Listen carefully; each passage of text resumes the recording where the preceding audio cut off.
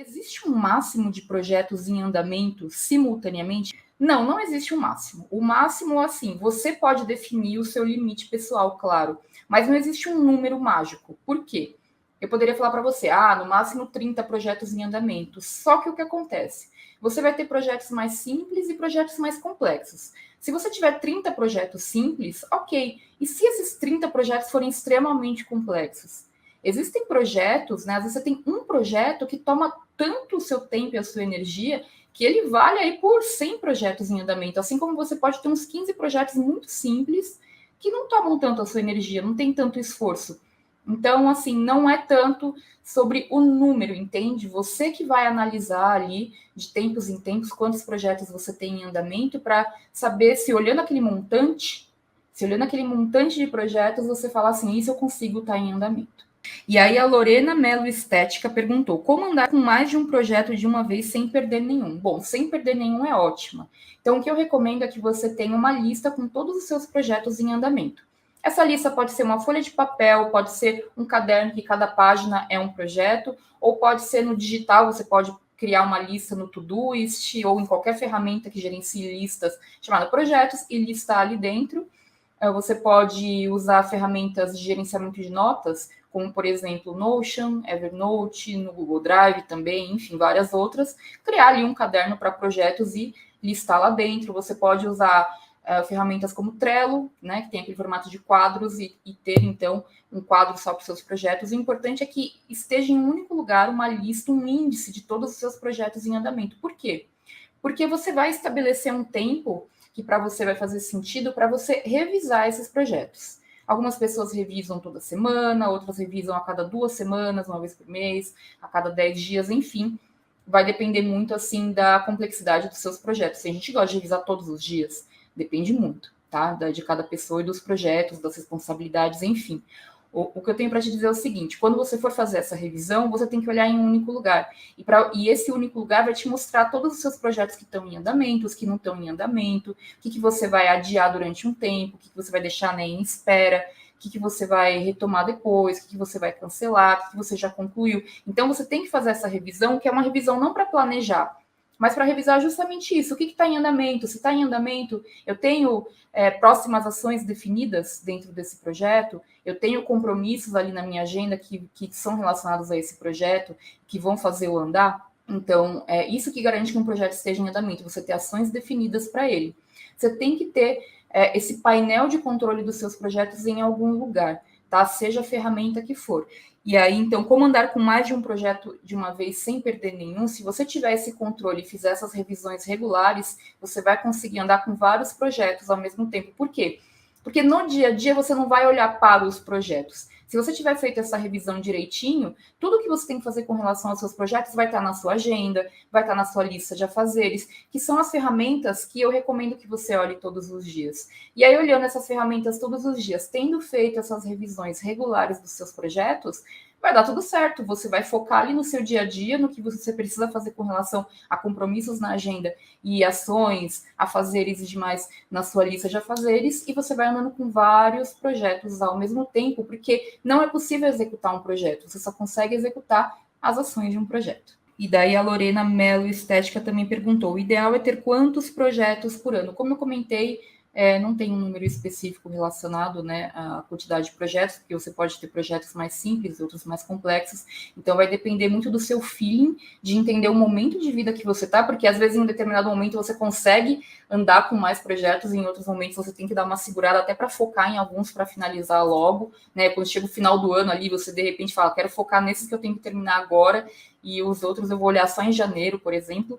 Depende muito, então, desse seu feeling, do seu momento de vida, para quando você for revisar os seus projetos, você falar assim, não, ok, esses assim eu consigo ter em andamento agora, outros podem ficar em espera, e por aí vai. Inclusive, uma lista que eu recomendo muito que você tenha de projetos que não estão em andamento, né, que é uma lista depois que às vezes você está passando por um momento meio atribulado da sua vida, por exemplo, está terminando a faculdade, e aí você coloca lá, depois o TCC, cria essa categoria, sabe, para colocar os projetos que não estão em andamento, que você só vai olhar depois que acabar o TCC, porque assim você também nem perde muito tempo ali na sua revisão dos projetos olhando esses, só quando acabar o TCC você vai olhar. A PMM_Bel falou: faço a revisão toda semana e continuo com aquele sentimento de que está faltando alguma coisa. O que você tem que fazer, Bel, é justamente identificar o que é essa coisa que está faltando.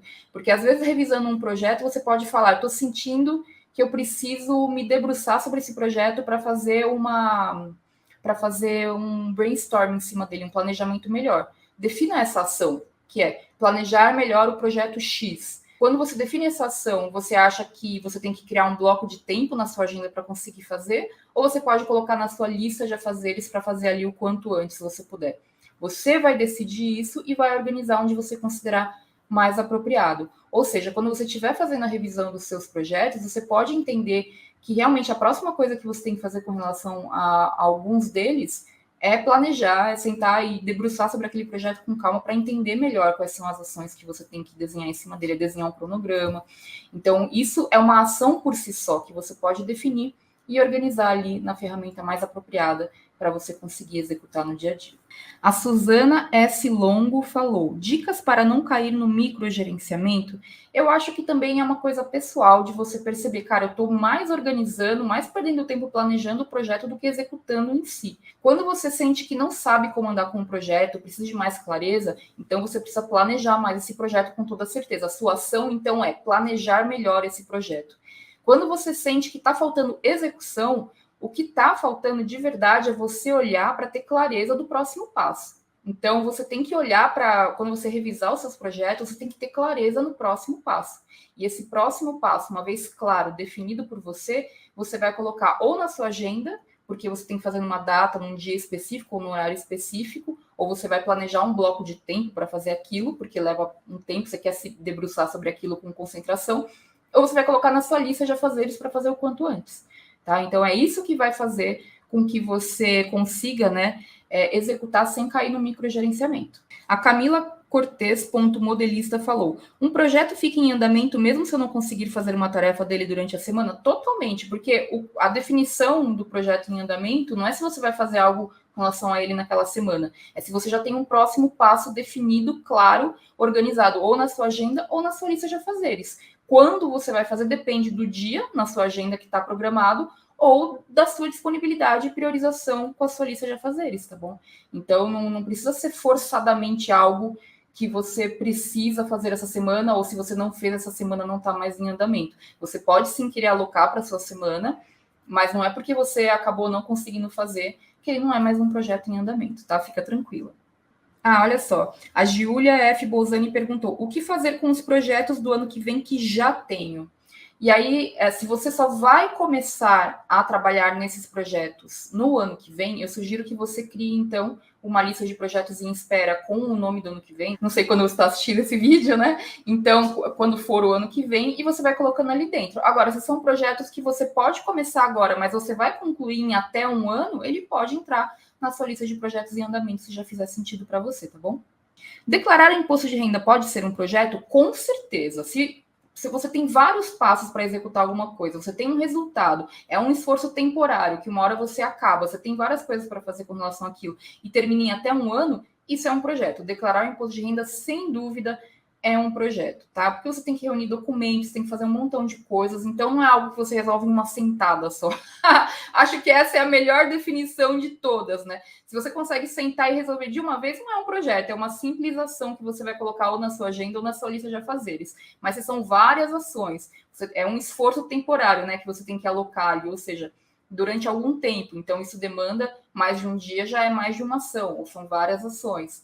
Para um resultado específico ali, então, isso já pode ser considerado um projeto. Vale sim para o imposto de renda e vale para outros resultados que você precisa terminar num curto espaço de tempo aí, em até um ano.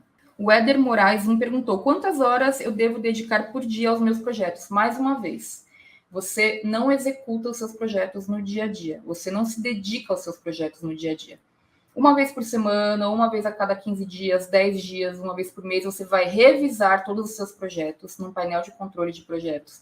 E você vai definir aqueles que estão em andamento. Batendo o martelo naqueles que estão em andamento, para que eles estejam em andamento, você tem que ter o próximo passo ou os próximos passos, tudo aquilo que já dá para você fazer com relação àquele projeto, claros e definidos para você. Uma vez que você tenha isso claro e definido, você vai organizar onde fizer mais sentido aquela atividade. Ou na sua agenda, porque é uma reunião que você marcou, é um compromisso, é uma aula ou algo do tipo, ou você planejou um bloco de tempo para trabalhar naquele projeto, para planejá-lo melhor, para montar um cronograma, para debruçar sobre ele, ok, está na sua agenda, ou ele vai estar na sua lista de afazeres, porque são coisas ali que você tem que fazer simplesmente o quanto antes, sem depender de alocar um horário ou um dia para aquilo. Tá? Então, no dia a dia, você vai acessar essas ferramentas, que são a sua agenda e a sua lista de afazeres, e vai trabalhar nas ações que estão ali, independente de serem relacionadas a um projeto ou não. E é assim que você vai caminhando com os seus projetos, não tendo que olhar os projetos todos os dias, beleza? A Mônica Coculilo falou: como fazer a medição da evolução de um projeto em números ou indicadores?